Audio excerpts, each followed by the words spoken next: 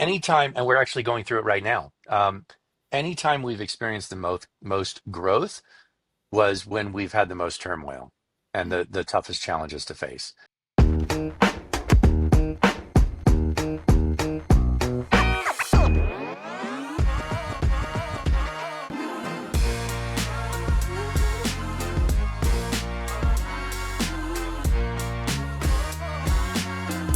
All right. Hello, everybody. Welcome to the CTRL ALT GAB podcast. I'm joined today by the CEO of Jovian Digital. Bradley is here with us. Say hi, Bradley. Hey, Putting him on the spot right out the get-go.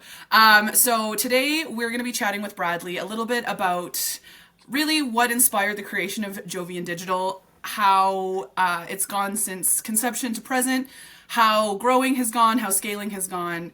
We're going to talk a little bit about the tech side of things, but we really want to get into the business operations, development, and growth side of things here today. So let's get into it. All right. Okay, first and foremost, I want to learn a little bit about Jovian Digital's journey and kind of really what inspired the conception of the company. Walk me through the origin story, how it came to be, what inspired you to be like, this is what we're going to do. We're going to launch this company, and this is what it's going to look like. okay. Well, first I took a big long hike and I went up a mountain and I looked into the sky. No, I'm just kidding. It was nothing like that. What I started out by grinding. I mean, there's definitely passion. There's a lot of passion. So I was passionate about programming. I love building things that people use and find use from. And I started to learn that I love solving puzzles, and programming is definitely a puzzle. And so I started by programming on my own, having fun with it, seeing what I could build. And then everything kind of was kicked into motion when I was laid off from my job after 11 years working there. And it was 2 days before my daughter was born, my first daughter. So it was like this big shift in my life where I'm having a baby, and then this comes out of nowhere, and I get laid off after working there for 11 years. So luckily, I had savings built up from that 11 years of the company. And I said, you know what? I don't want to give somebody else the control over my life again that they had to be able to come in and lay me off 2 days before my daughter's born. So that was really the base inspiration for it was I just don't want someone else to be able to control that. And then the second part of it was the passion that I have. And I love building things. So I said, you know what? I'm gonna start coding on my own as a freelancer. So I started doing that, working on Upwork and getting jobs off of Upwork. And eventually, I also hired a business coach because I had once heard somebody say, if you treat your hobby like a hobby, it'll pay you like a hobby. If you treat your hobby like a business, it'll pay you like a business. And so I got a business coach. I started self-improving. And as part of that, my business coach said, you need to start delegating, you need to start leveraging your time. And so I hired somebody to actually write Upwork proposals for me while I was coding for my client. And this person actually eventually evolved to become my business partner, which was the other wild thing. He, you know, he didn't know anything about Jovian Digital, and he was, just looking for work, and he started with us, and now has become, like I said, the silent business partner, basically. So that's pretty cool in and of itself. His story is a remarkable one, and how Jovian Digital changed his life is amazing. He comes from Kenya, and he now lives in Greece. Jovian Digital let him get out of the life he was in and make a totally different life. So that's a cool story by itself. But that's how Jovian Digital started. Is I had somebody else writing proposals for me, and then I started realizing I need a bigger team. I'm getting jobs that I can't do, and I'm also not leveraging my time, right? So now I will have team members working with me on projects or for me. I'd prefer to say with, because I always think that the flat organization is a bit of a myth. Like that concept of a flat organization doesn't really exist, but it is kind of fun to think about. And there are certainly organizations that do it better than others. And I'd like to think that we are one of those where we are pretty much all at the same playing field certainly when it comes to the work and new ideas, et cetera, that anything goes and that kind of thing. Um, so I'd prefer to say that I have team members I work with on these projects, and not that they work for me. Um, but that allowed me to leverage my time even more. And then from there, we've continued to apply for more projects. Word of mouth got out. Projects started getting bigger. We needed more team members for each project, and now we've reached the point where we have about 15 people on the team. So I don't feel like it's massive, but then when I go out and look at other small businesses, there's quite a few that run off of two or three people and never are able to scale beyond that. And so I have a lot of gratitude for being able to get where I've gotten in the last 6 years and seeing the change that I've seen. Yeah, definitely. Just through listening to your story, it sounds like there's been a very steady and organic growth with the company since basically you've been taking on projects. And then as the projects come in, you scale internally, you bring in more people, you diversify the workload and that kind of thing. And you're right, there's tons of companies that are tiny, tiny, of two or three, and then, they get more projects than they can handle, and then they're a little bit hooped because they haven't really thought about what happens when that happens. So you mentioned 6 years you've been in operation, hey? Mhm. And so over the 6 years, when did you experience the most growth? And what do you think was the biggest contributing factor to that, other than just having a very cool solution and being a good coder and good on the tech side? No, so I think you'll like this answer. When anytime, and we're actually going through it right now. Anytime we've experienced the most growth was when we've had the most turmoil and the toughest challenges to face. So I kind of feel like with anything, when you're faced with a challenge or a problem, you either rise to the occasion or you die, right? Mm-hmm. And that's kind of it. You keep solving the problems. And my favorite movie is, or at least one of my favorites, is The Martian. And the adage that he lived by and survived by was you keep solving, you solve enough problems and you get to go home. And I kind of feel the same way. It's just anytime that you're faced with adversity, you either rise to the challenge and say, I'm gonna find a way to solve this, or you give up. And there are some rare cases where businesses do get shut down by things that are outside of their control. But I'm going to call those rare cases.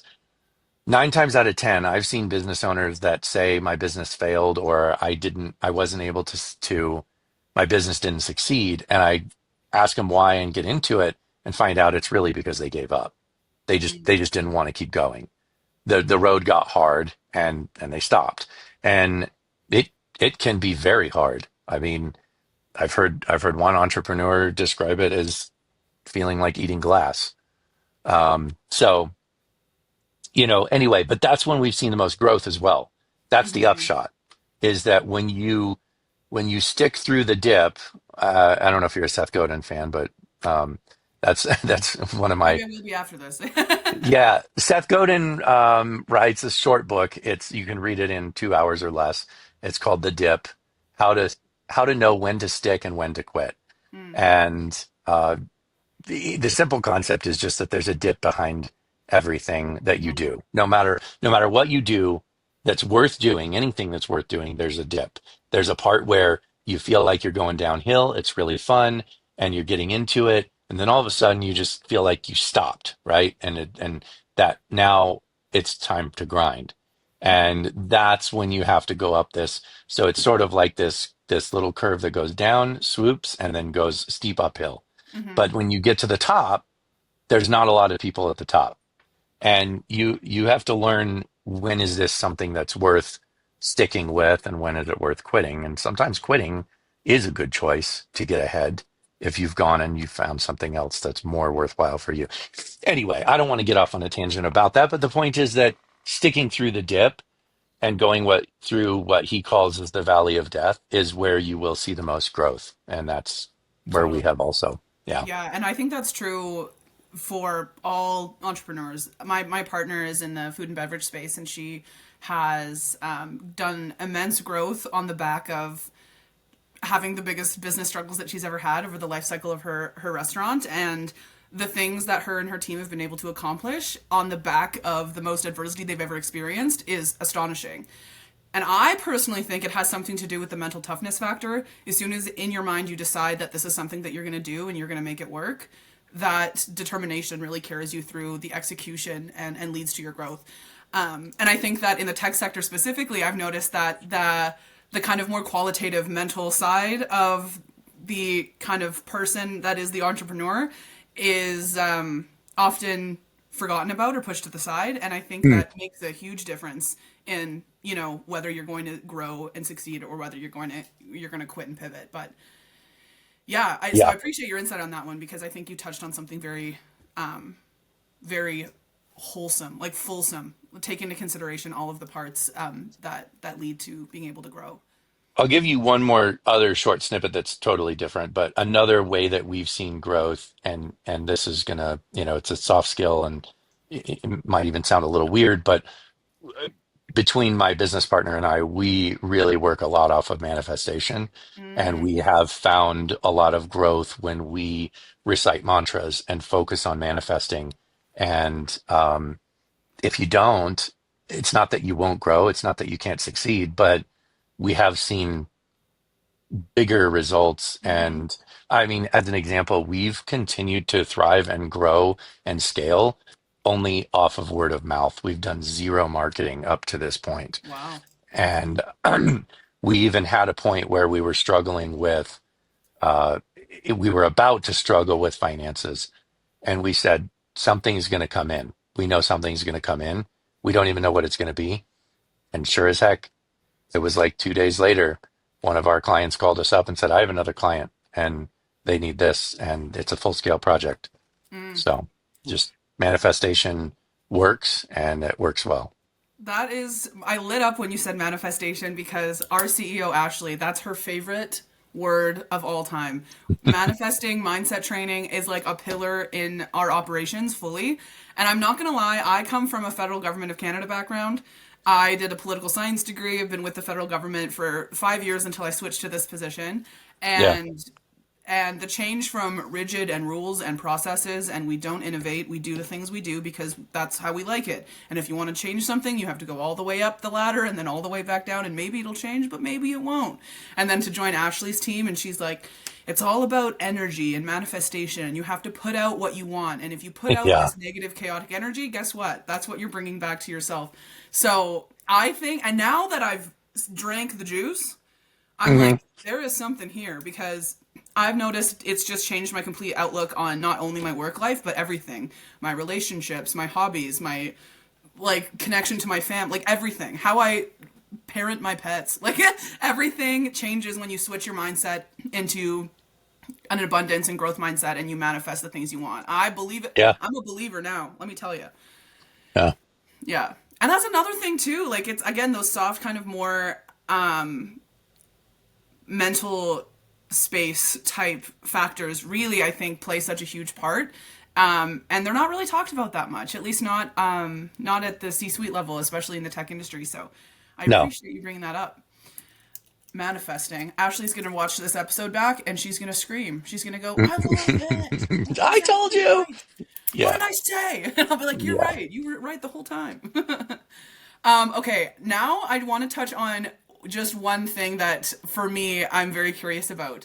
I want to Okay. know a bit about the space theme that I see all over your website and the copy and the design, in your Yeah. Yeah. backdrop that Yeah. you have right now. I don't know if that's a starship and 3 planets, but that's what it looks Of like to me. course. Of course it is. Yes. Okay. All right. So there's a couple factors here actually that come into this. The first one is that I'm just a space geek. I grew up watching Star Trek with my dad.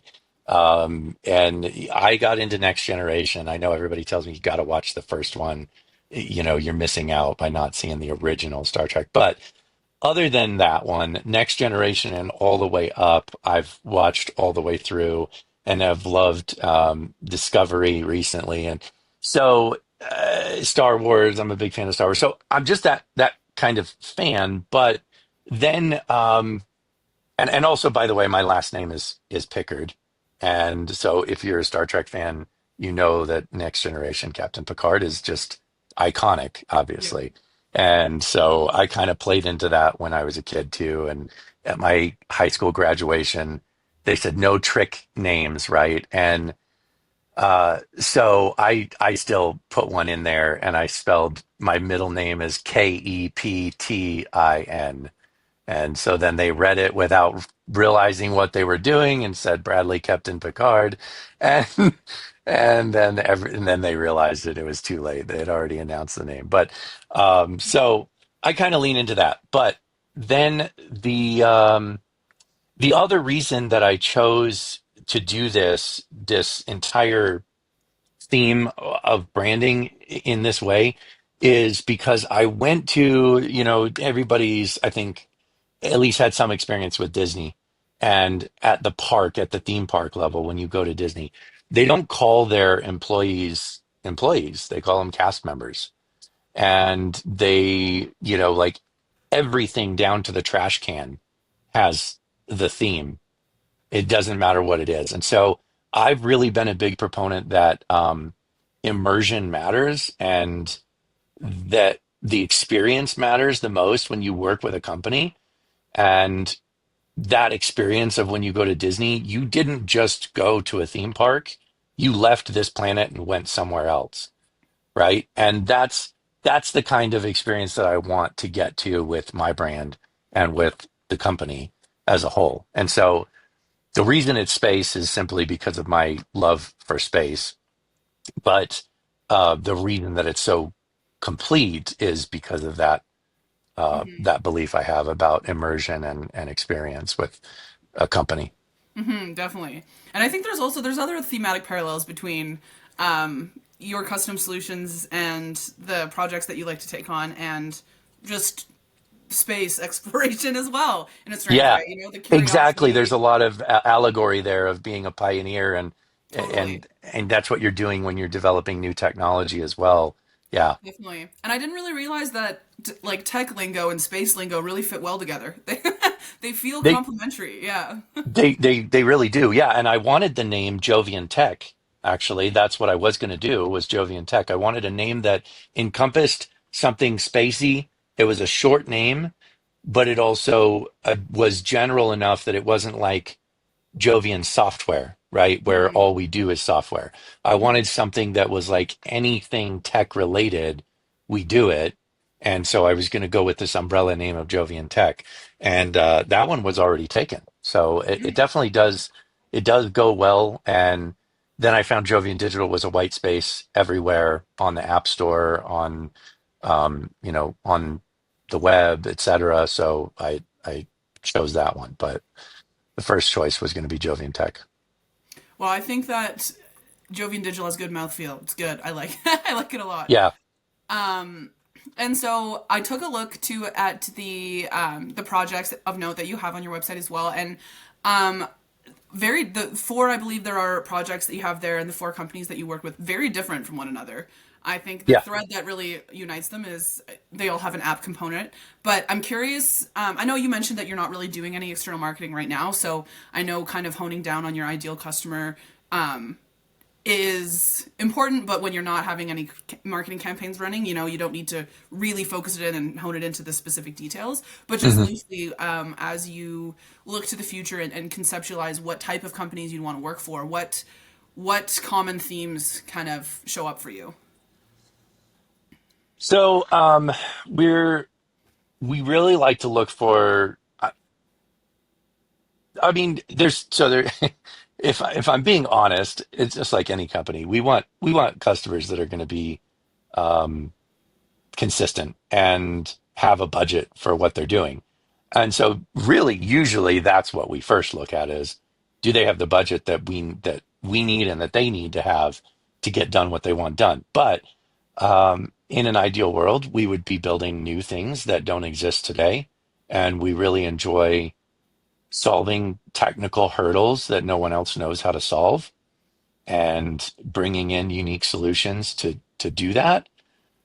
So that would be more what I would say we focus on is companies that are either startups. Usually it ends up being a startup. It's not too often that you find an enterprise client that's saying, hey, we want to start this new thing that nobody's ever done before. Enterprises are mature, they're scared of risk usually, and um, they would say adverse, right? But Yeah. they're And they can scared. afford to do a lot of stuff in house too. Like when you're dealing with these companies with Yeah, these massive sizes, like at a certain point, you're like, okay, just hire a team. like, right, you know, right.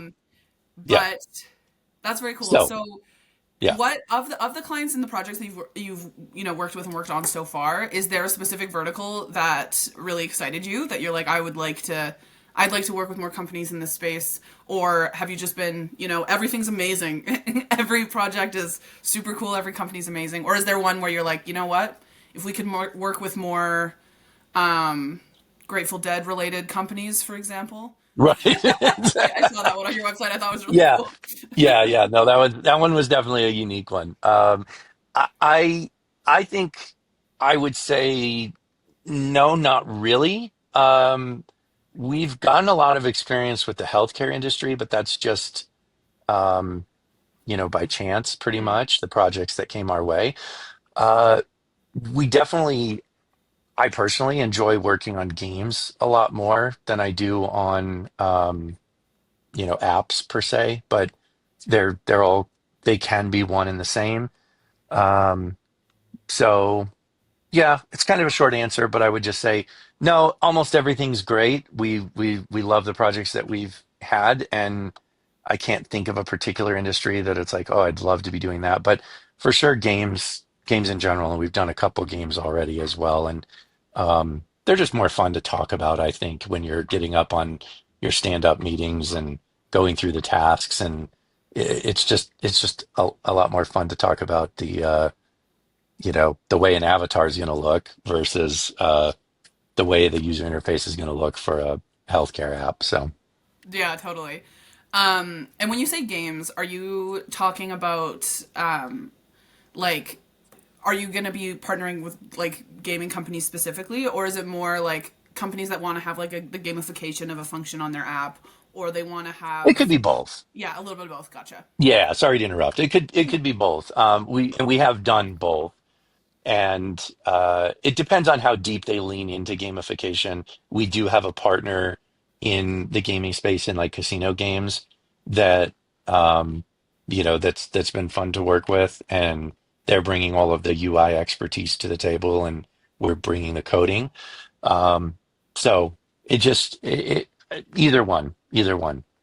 Gotcha. Um all right. And so I know we've kind of touched on the high points of your growth in the past 6 years already, but I want you to chat a little bit about what are some of the key milestones that you've achieved, whether that's like externally, like technically companies, by this year hit this mark and by this year hit this mark, or just what your personal milestones have been, and have you achieved those? What are kind of the biggest, I guess, high points over the past 6 years? Well, yeah, there's a few. The first one that I think is worth mentioning, and this is definitely for entrepreneurs who are listening. Um, my business coach taught me that you want your business to be able to pass the 30-day test, and that is essentially that you can walk away from it for 30 days and it will run itself. Mm, And I haven't quite reached that milestone, but I'm very close. So, and maybe I am at that milestone and just need to do the test and find out. Um, but that's an example of one milestone. Another one is that we it wasn't a like I think if you're saying like what milestones did you set out to hit and you hit them, definitely one of them is just growing to the point where I'm no longer doing the coding mm, on the projects. I'm more of solutions architecting. I'm helping solve problems at a higher level, and then there's someone else on the team that's doing the coding. Um, I really wanted to get away from the day-to-day in the weeds coding stuff And I've been able to achieve that over the last 6 years. But another one that wasn't planned that we were just very proud of was we hit over 800,000 in revenue one year with I think there was only 6 people on the team, something like that, when we did that. And so that was really cool. But then we said, okay, well, we were we were thinking we well, looking back, I guess retrospectively, we said we probably could have done 1 million if we had been trying. And so now this year the target is 2 million. Um, so anyway, that's a milestone. Um, I would say those are the main ones. I mean, our goal every day, our goal is just get out there and make our clients happy, and we have a very high retention rate with our clients. Like we don't really have anybody that works with us and then goes and works with somebody else. It does happen. There's maybe 1 or 2 clients I can think of out of 30 or so, but that's also, I guess, I'd call it more of an achievement than a milestone that we planned. Mm. But that's also, and same with team members. We actually have not had any team members leave our team at all, any of them.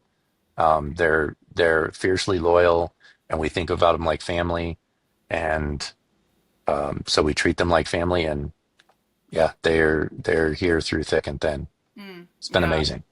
That's really lovely to hear. That makes a huge difference. And I think too, in just the ever growing age of technology and the fear around the nullification of human jobs and stuff like that too. I Yeah, think that human element is more important than ever before. And again, myself too, like coming from the biggest employer in the country, the federal government, to a smaller company, the difference is just amazing. And it's nothing is more motivating than feeling cared for and respected by the people around you. And they care how you are at the end of the day. That's a motivator like none other, truly. So that's awesome. yeah, And you mentioned something interesting. You said you want to grow to a point where you no longer have to do the coding. You want to be able to offload some of that stuff that isn't really your passion off right. onto other team members who maybe it is. Is there anything else that you'd like to see come off your plate? Is there a certain growth milestone you're looking to hit in the future that is going to be able to allow you to offload some more of those items that you just have to do because you're That's the funny. founder?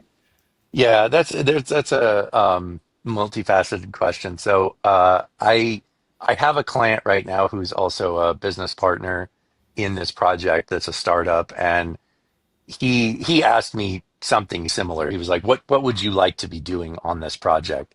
And I said, "Well, really, I'd rather be doing something else, or like just managing." And he's like, "So you want to be a man in pajamas?" And I was like, "Yeah, probably."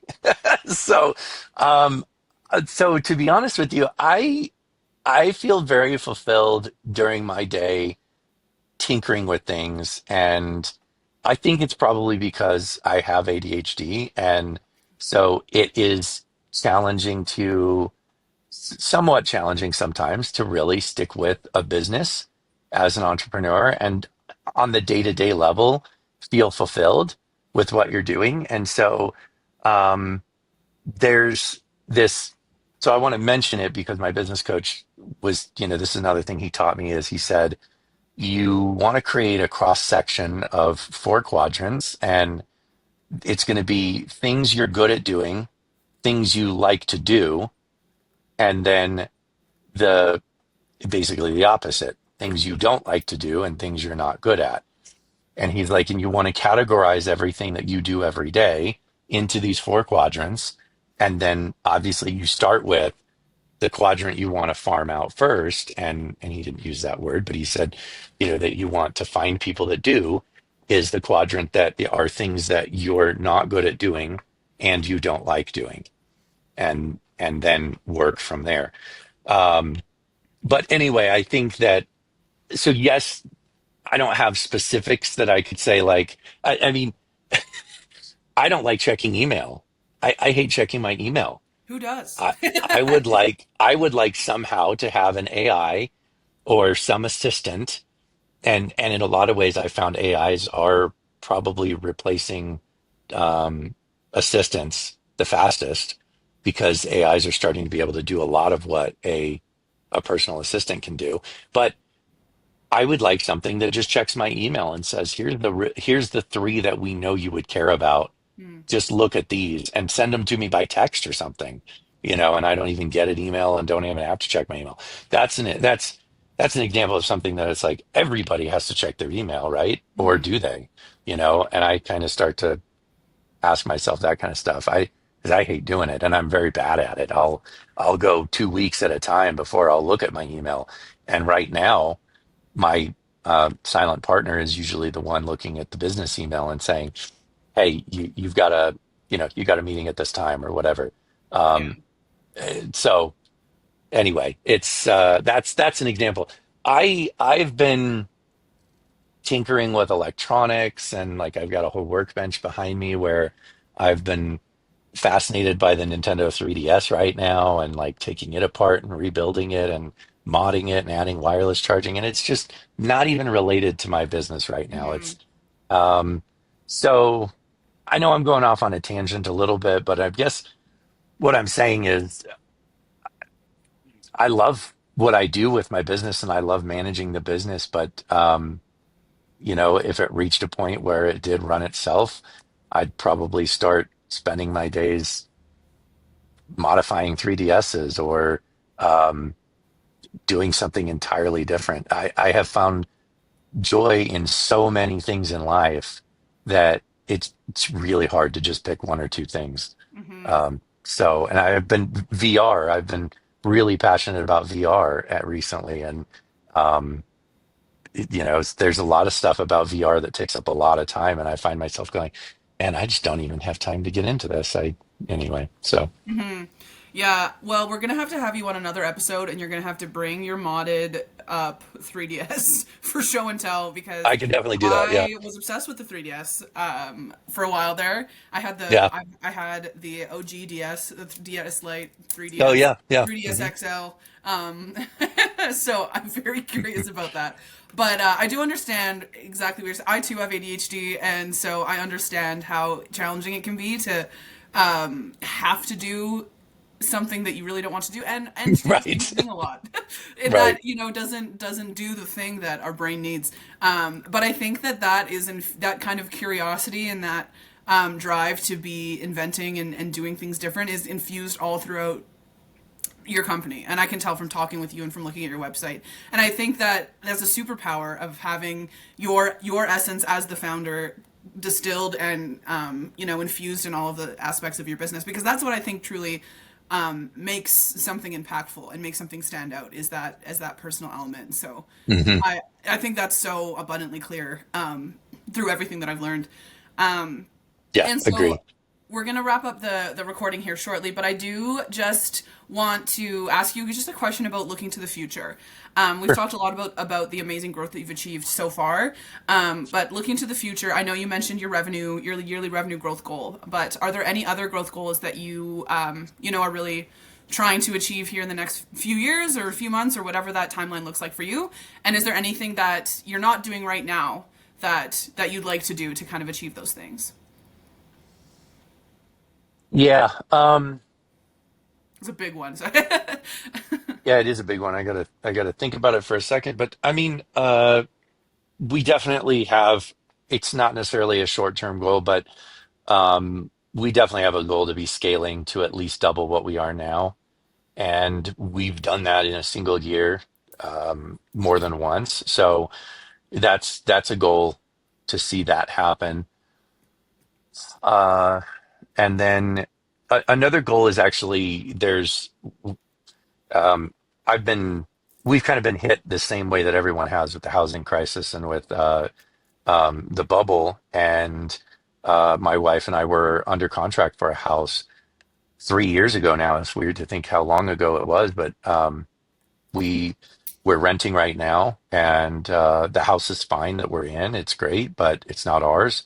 And we were under contract and got pushed out of the contract, basically illegally because the housing crisis came up, and they said we can get a lot more for this house than we went under contract with this guy. So let's find a way to push him out under the contract in a way that we can get away with it, basically. And so that's what they did. We ended up losing the contract and have now continued to look at going back to this. And now our goals have gotten bigger. So now we have plans to get a much larger house and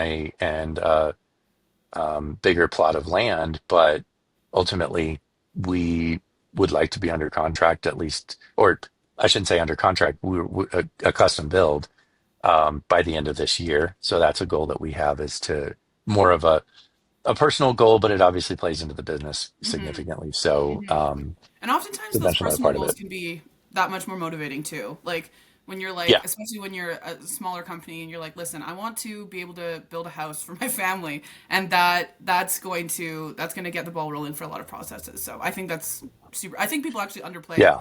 those personal goals too, and how those can impact the operations and this, growth activities that you take part in too. So Completely agree. Another goal is that we can reach the stage that we can bring people from overseas on visas, work visas. I'd like to be at the point where our company can do that.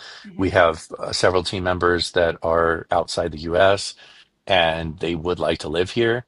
And right now we're just not in a position to do it. So eventually we will be, and that's also another goal.